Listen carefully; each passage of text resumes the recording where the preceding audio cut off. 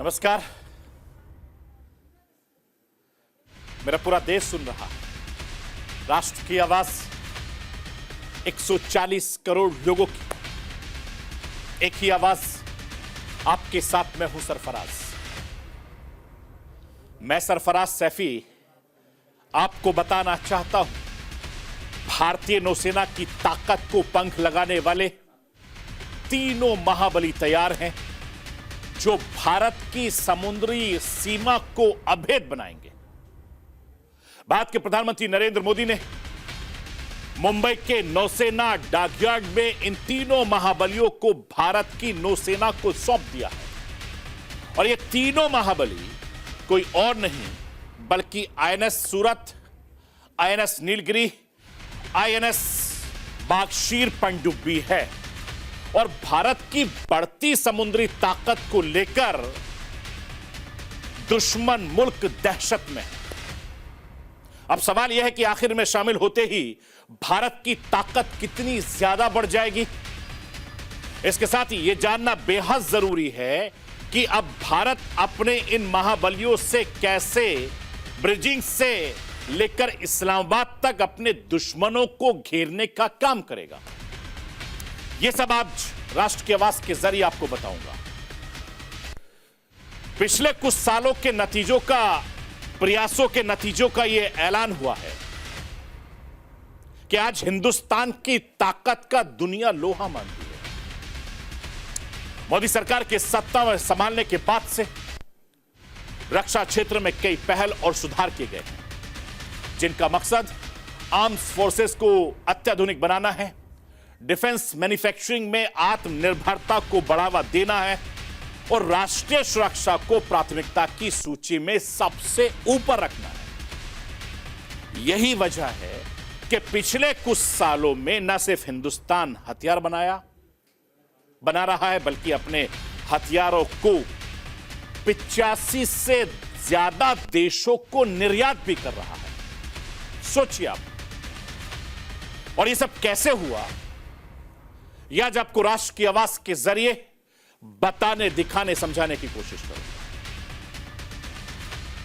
हिंदुस्तान लगातार अपनी सैन्य ताकत बढ़ा रहा है, जिसका लोहा पूरी दुनिया मानने लगी है। सैन्य ताकत के मामले में कई बड़े देश भी अब हिंदुस्तान के पीछे नजर आते हैं। हथियारों पर हो रहे खर्च के मामले में अभी भी अमेरिका, चीन और रूस का दबदबा कायम है, लेकिन हथियारों पर खर्च के मामले में अब हिंदुस्तान का भी दबदबा लगातार बढ़ता जा रहा है। मोदी कार्यकाल में रक्षा क्षेत्र में हिंदुस्तान कहां से कहां पहुंचा, यह आज आपको राष्ट्र की आवाज के जरिए बताने, दिखाने, समझाने की कोशिश करूंगा। मैं अपने हिंदुस्तान के कोने कोने की आवाज को दिल्ली तक पहुंचाता हूं, दिल्ली की आवाज को देश दुनिया के कोने कोने तक पहुंचाता हूं, नेताओं की आवाज को मैं आम लोगों तक पहुंचाता हूं, आम लोगों की आवाज को मैं अपने देश के हुक्मरानों तक पहुंचाता हूं। आपकी आवाज से मिलती है मेरी आवाज और बन जाती है राष्ट्र की आवाज।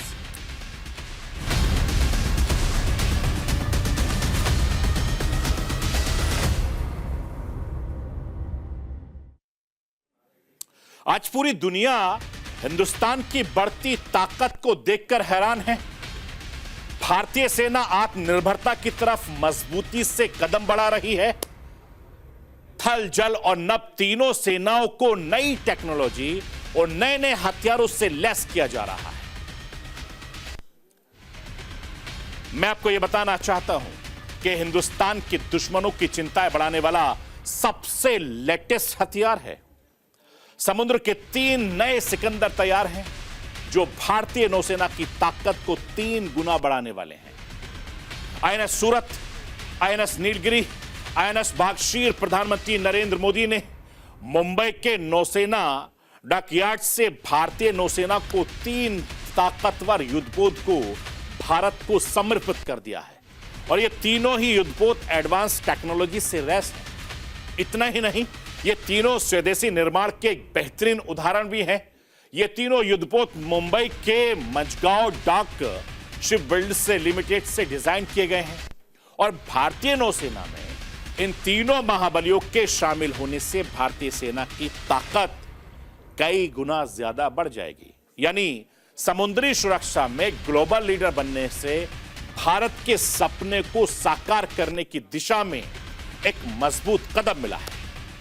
मैं राष्ट्र की आवाज के जरिए हिंदुस्तान के प्रधानमंत्री नरेंद्र मोदी को सुनवाना चाहता हूं।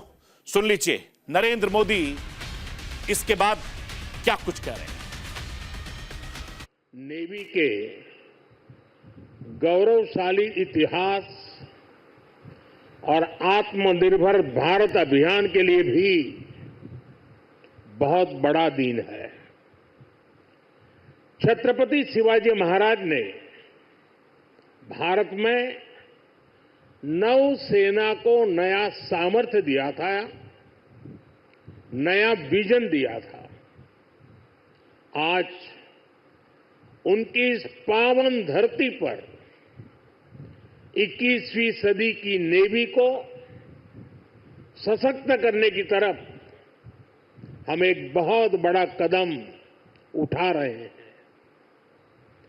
ये पहली बार हो रहा है जब एक डिस्ट्रॉयर, एक फ्रिगेट और एक सबमरीन तीनों को एक साथ कमीशन किया जा रहा है। मैं आपको यह भी बताना चाहता हूं कि तीनों युद्धपोत भारतीय नौसेना के उस चक्रव्यूह का हिस्सा है जिसकी ताकत का कोई सानी नहीं। सबसे पहले मैं आपको बताता हूं आईएनएस सूरत की कहानी, जिसका निर्माण 2021 में शुरू हुआ और अब ये तैयार है। हथियार दुश्मनों पर वार करने के लिए पूरी तरीके से तैयार है। मैं राष्ट्र की आवाज के जरिए भारतीय नौसेना का नया हथियार, उसकी खासियत बताना चाहता हूं। देख लीजिए, आईएनएस सूरत दुनिया के बड़े और विनाशकारी जहाजों में से एक है। एडवांस नेटवर्क के साथ साथ वेपन सेंसर पैकेज से लैस है और इसकी बड़ी खूबी यह है कि यह दुश्मन के रडार की पकड़ में नहीं आने वाला है। यानी दुश्मन की नजर से बचकर यह किसी भी ऑपरेशन को अंजाम दे सकता है। सतह से सतह में मार करने वाली मिसाइल से लैस है। आईएनएस सूरत एंटी सरफेस वॉरफेयर के लिए BrahMos anti ship missile system से लैस है और इस सिस्टम में 16 ब्रह्मोस मिसाइलें फायर की जा सकती हैं। इस डिस्ट्रॉयर की लंबाई 163 मीटर और वजन 7400 टन है और यह एक बार में 15,000 किलोमीटर दूरी आसानी से तय कर सकता है। इस युद्धपोत में 300 से ज्यादा सेलर और अधिकारी रह सकते हैं। इसमें 75% स्वदेशी मटेरियल भी लगाया गया है। मैं आपको यह भी बताना चाहता हूं, यह एक ऐसा बेहतरीन युद्धपोत है जो दुश्मनों के इरादे को पल भर में ध्वस्त कर सकता है। और आपको आईएनएस नीलगिरी के बारे में बताना चाहता हूं, यह एक ऐसा युद्धपोत है जो समुद्र में रक्षा कवच की तरह काम करेगा। हजारों टन वजन वाला यह विशाल का युद्धपोत भी आत्मनिर्भर भारत अभियान का मिसाल बन गया है और भारतीय नौसेना का नया साइलेंट किलर आईएनएस नीलगिरी की खासियत भी आपके सामने राष्ट्र की आवाज के जरिए रखना चाहता हूं। इसका design navy worship design bureau ने तैयार किया है। प्रोजेक्ट के 17A के तहत बनाए जा रहे सभी 7 फ्रिगेट में ही पहला युद्धपोत है। इस विशाल काय युद्धपोत की लंबाई 149 मीटर है और वजन 6,670 टन है। यह 30 किलोमीटर प्रति घंटे की रफ्तार से चल सकता है। इसमें रडार सिग्नेचर को कम करने के लिए विशेष डिजाइन का उपयोग भी किया गया है। मैं आपको यह भी बताना चाहता हूं कि नीलगिरी को ब्लू वाटर ऑपरेशन के लिए डिजाइन किया गया है, जो किसी भी खतरे से निपटने के लिए सक्षम है। यह दुनिया की सबसे खतरनाक मिसाइलों से लैस है। इसमें सुपरसोनिक सतह से सतह मिसाइल और मीडियम रेंज से सतह से हवा मिसाइल लगाई गई है। इसके साथ ही इसमें rapid fire close one weapon system लगाए गए हैं। मैं आपको यह भी बताना चाहता हूं कि इस विशालकाय जहाज का किचन भी आपको चौंका देगा। यहां हर रोज 250 से ज्यादा लोगों का नाश्ता खाना दोनों तीनों वक्त का तैयार होता है। इसमें एक छोटा सा हॉस्पिटल भी है जो इमरजेंसी में काम आता है। जाहिर है कि यह युद्धपोत किसी भी आपदा हालात से न सिर्फ मुकाबला करने में सक्षम है, बल्कि दुश्मनों को मुंहतोड़ जवाब देने में भी इसका कोई जवाब नहीं है। राष्ट्रवाद के जरिए आप बात आईएनएस भागीरथी की करते हैं, बागशीर की, जो दुश्मन के हर इरादे को पस्त करने में सक्षम है। मैं राष्ट्रवाद के जरिए आईएनएस बागशीर की खासियत को भी आपके सामने रखना चाहता हूं। आईएनएस बागशीर अत्याधुनिक सुविधाओं से लैस है।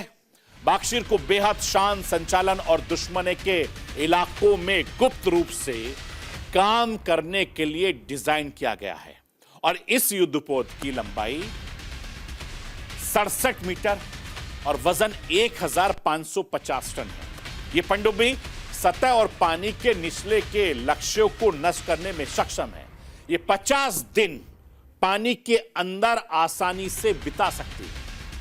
आईएनएस बागशीर समुद्र में 350 फीट की गहराई तक जा सकती है। इसमें 8 सैन्य अधिकारी और 35 सेलर तैनात किए जा सकते हैं। इसके अंदर एंटी टारपियोड काउंटर मेजर सिस्टम भी लगाया गया है। इसमें एयर इंडिपेंडेंट पॉपुलेशन तकनीकी को भविष्य में जोड़ने की क्षमता की ताकत है। आईएनएस सूरत और आईएनएस नीलगिरी में महिला अधिकारियों को रहने के लिए भी खास इंतजाम किए गए हैं और यह कदम नौसेना में महिलाओं अधिकारियों की भागीदारी को बढ़ावा देने की दिशा में एक बड़ा कदम है। यानी तीनों युद्धपोत नौसेना के लिए किसी ब्रह्मास्त्र की तरह हैं, जिसके शामिल होने से भारतीय नौसेना को पारंपरिक और आधुनिक खतरों से निपटने में अहम भूमिका निभाने वाला है और ये जहाज और पनडुब्बी भारत की समुद्री सुरक्षा को और ज्यादा मजबूत करेंगे। वैश्विक स्तर पर भारतीय नौसेना की प्रतिष्ठा और ज्यादा बढ़ जाएगी। मैं राष्ट्रवाद के जरिए एक बार फिर से हिंदुस्तान के प्रधानमंत्री नरेंद्र मोदी को सुनवाना चाहता हूं। प्रधानमंत्री नरेंद्र मोदी किस तरीके से हमारी सेनाओं का हौसला अफजाई कर रहे हैं। आज का ये कार्यक्रम हमारी गौरवशाली धरोहर को भविष्य की आकांक्षाओं से जोड़ता है। लंबी समुद्री यात्राएं, commerce, naval defence, ship industry, इसमें हमारा एक समृद्ध इतिहास रहा है। अपने इतिहास से प्रेरणा लेते हुए आज का भारत दुनिया की एक मेजर मैरीटाइम पावर बन रहा है। आज जो प्लेटफॉर्म लॉन्च हुए हैं उनमें भी इसकी झलक है। अब जैसे हमारा नीलगिरी चौल वंश के समुद्री सामर्थ्य के प्रति समर्पित है। सूरत वॉरशिप उस कालखंड की याद दिलाता है जब गुजरात के पोर्ट्स के जरिए भारत वेस्ट एशिया से जुड़ा था। इन दिनों ये दोनों शिप्स, मैं आपको यह बताना चाहता हूं कि रक्षा क्षेत्र में हिंदुस्तान लगातार आसमान छूता जा रहा है। पहले की सरकारों से लेकर मौजूदा मोदी सरकार तक रक्षा के क्षेत्र में बेहतरीन काम कर रही है, जिसका नतीजा यह है कि पूरा हिंदुस्तान लगातार इसमें और तेजी से इजाफा कर रहा है। हिंदुस्तान के पास आज दुनिया की चौथी सबसे मजबूत सेना है। भारतीय सेना के लिहाज से साल 2024 काफी ज्यादा उपलब्धियों भरा रहा है। इस दौरान रक्षा क्षेत्र में आत्मनिर्भर होने के साथ ही हिंदुस्तान के निर्यात में भी बड़ा रिकॉर्ड बनाया है। प्रधानमंत्री नरेंद्र मोदी की अगुवाई में भारतीय सेना को आईएनएस सूरत, आईएनएस नीलगिरी, आईएनएस भागशीर से लेकर आईएनएस विक्रांत तक दुनिया के घातक युद्धपोत मिले हैं। इसके साथ ही इस दौरान भारतीय सेना तेजस और राफेल जैसे बड़े लड़ाकू विमान और परमाणु पनडुब्बियों में से भी लैस हुई है। भारत ने कई परमाणु मिसाइलों का भी परीक्षण किया है। दुनिया में डिफेंस एक्सपोर्ट में भी हिंदुस्तान की धमक लगातार बढ़ती जा रही है। 10 सालों में मोदी सरकार ने डिफेंस को मजबूत करने के लिए जो कदम उठाए हैं, उसका असर हिंदुस्तान से लेकर पूरी दुनिया देख रही है, क्योंकि भारत ने रक्षा निर्यात में पिछले 10 सालों में 30 गुना से भी ज्यादा लंबी छलांग लगाई है। इसके साथ ही भारत 85 देशों को हथियार बेचने वाला देश बन गया है और पिछले 10 सालों में हिंदुस्तान ने रक्षा क्षेत्र में किस तरीके से लंबी छलांग लगाई है, वो राष्ट्र के आवाज के जरिए आपको दिखाना बताना चाहता हूं। लाइए स्क्रीन पर।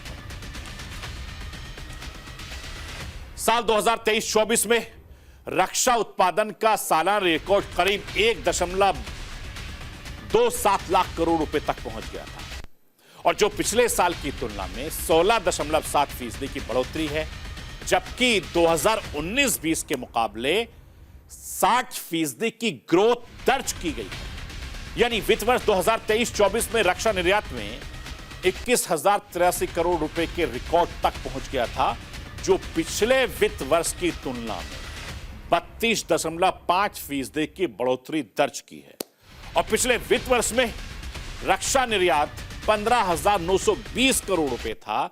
अगर 2024 से 2013 तक रक्षा निर्यात की अगर बात करूं तो ये 4,312 करोड़ था। यानी भारत में इस वक्त करीब 100 कंपनियां रक्षा उत्पादनों का निर्यात कर रही हैं। यह अपने आप में एक बहुत बड़ी उपलब्धि है भारत के लिए। मैं आपको यह भी बताना चाहता हूं कि रक्षा निर्यात को बढ़ावा देने के लिए मोदी सरकार ने मेक इन इंडिया जैसी कई नीतिगत पहल की और पिछले 10 सालों में इसमें कई आर्थिक सुधार भी किए, जिसका नतीजा है कि आज हिंदुस्तान रक्षा के क्षेत्र में पूरी तरीके से आत्मनिर्भर बनता जा रहा है। थल, जल, नभ तीनों सेनाओं की सामरिक शक्ति लगातार बढ़ती जा रही है। मैं राष्ट्र की आवाज के जरिए हिंदुस्तान के प्रधानमंत्री नरेंद्र मोदी को एक बार फिर से सुनाना चाहता हूं। साथियों, 21वीं सदी के भारत का सैन्य सामर्थ्य भी अधिक सक्षम हो, आधुनिक हो, ये देश की प्राथमिकताओं में से एक है। जल हो, थल हो, नभ हो, डीप सी हो या फिर असीम अंतरिक्ष, हर जगह भारत अपने हितों को सुरक्षित कर रहा है। इसके लिए निरंतर रिफॉर्म्स किए जा रहे हैं। चीफ ऑफ डिफेंस स्टाफ का गठन ऐसा ही एक रिफॉर्म है। हमारी सेनाएं और अधिक एफिशिएंट हो।